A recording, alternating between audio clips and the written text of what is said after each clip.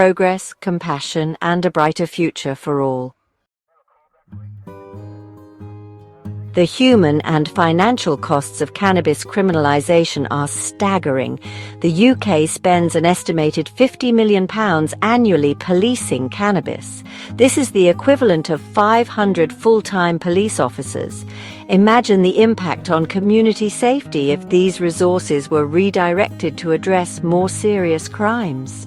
Beyond policing, the costs of imprisonment are even more alarming. Over 850 individuals languish in prisons across England and Wales for cannabis-related offences, with an average prison stay costing £51,724 per year. The total cost surpasses £110 million annually. This represents a colossal waste of taxpayer money, with little to show for it except broken lives and overcrowded prisons. These figures only scratch the surface, as they do not include data from Scotland or Northern Ireland. The true cost of criminalisation is likely far higher. This is a burden we can no longer afford to bear. It's time to adopt a more rational and cost-effective approach. Decriminalising and regulating cannabis is not just about reducing costs, it's about creating opportunities. A legal cannabis market in the UK has the potential to generate £3.5 billion in annual revenue. That's more than double the estimated £2.5 billion currently lost to the black market. This new revenue stream can be a game changer for public services. A 20% government profit margin, implemented for the first 10 years, would ensure a well-regulated market while generating significant funds. These funds could be invested in vital areas like public health, addiction services, youth rehabilitation, and the chronically underfunded NHS. Beyond direct revenue, a legal cannabis industry would create countless jobs. From cultivation and processing to retail and distribution, the economic ripple effect would be significant. This would provide much-needed employment opportunities, stimulate economic growth, and create a fairer and more vibrant economy for all.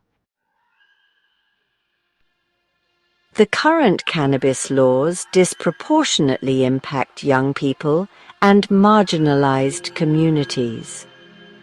These groups are more likely to be targeted by law enforcement, even though their cannabis use rates are similar to those of other demographics.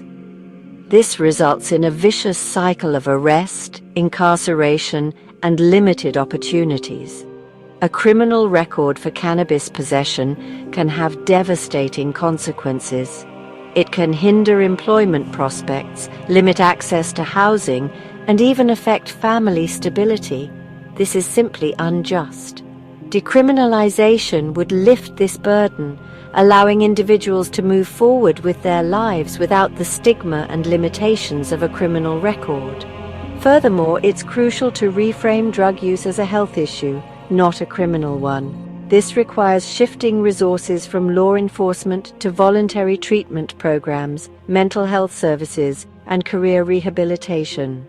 By addressing the root causes of drug use and providing support, we can create a more compassionate and effective approach to drug policy. Section 5. Cannabis-friendly zones. Striking a balance between freedom and responsibility. Decriminalisation does not mean a free-for-all. A responsible approach requires thoughtful regulation, and the creation of designated cannabis-friendly zones is a key component of this. These zones would provide legal and controlled spaces for adult cannabis consumption, similar to designated smoking areas for tobacco. Public consumption outside these zones would be subject to civil fines ranging from £200 to £500. This would discourage public nuisance and ensure that cannabis use is confined to appropriate locations. Crucially, these fines would not result in a criminal record unless the behavior is persistent and constitutes antisocial behavior. This approach strikes a balance between individual freedom and public safety. It allows adults to make their own choices while minimizing potential harm and inconvenience to others. It's a pragmatic and enforceable solution that acknowledges the realities of cannabis use while promoting responsible behavior. Section 6. Prioritizing health, not punishment, shifting focus from incarceration to treatment.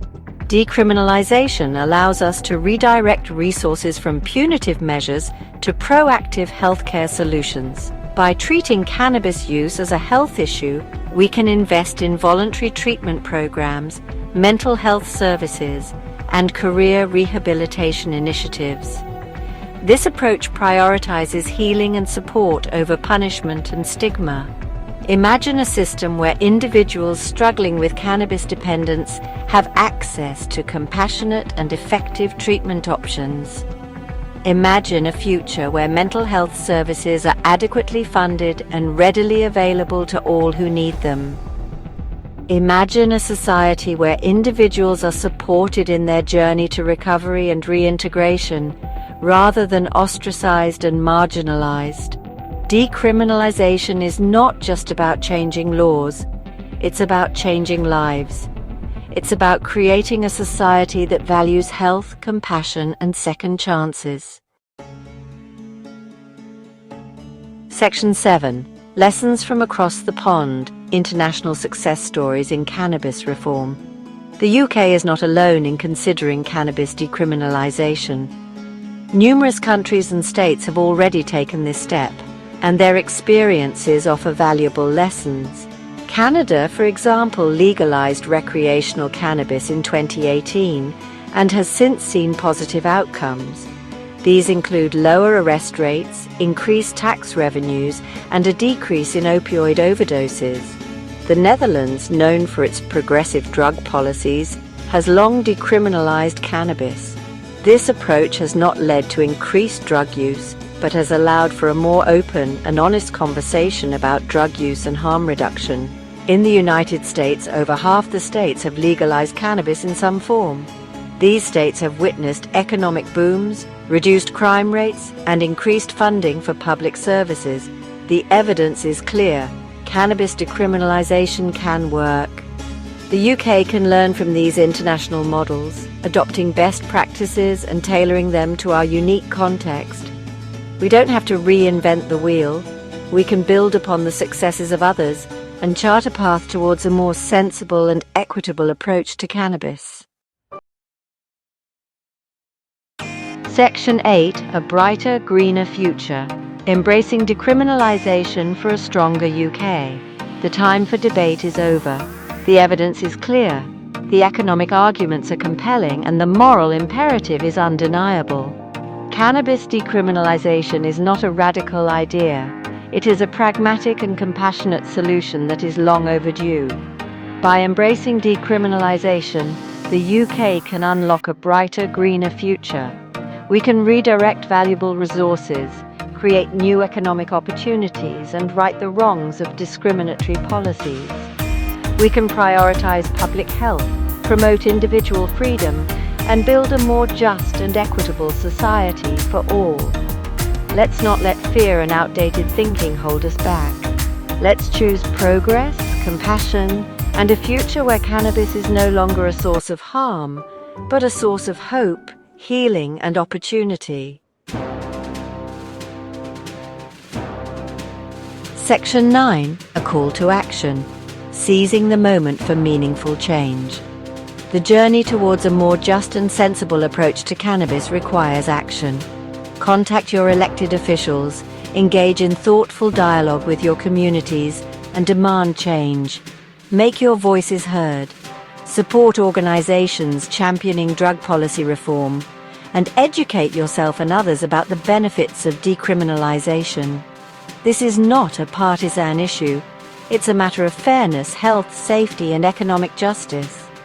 Together we can create a future where cannabis is no longer demonized but understood. A future where individuals are not criminalized for a personal choice, but supported and empowered to make healthy decisions. The time for change is now. Let's seize this moment.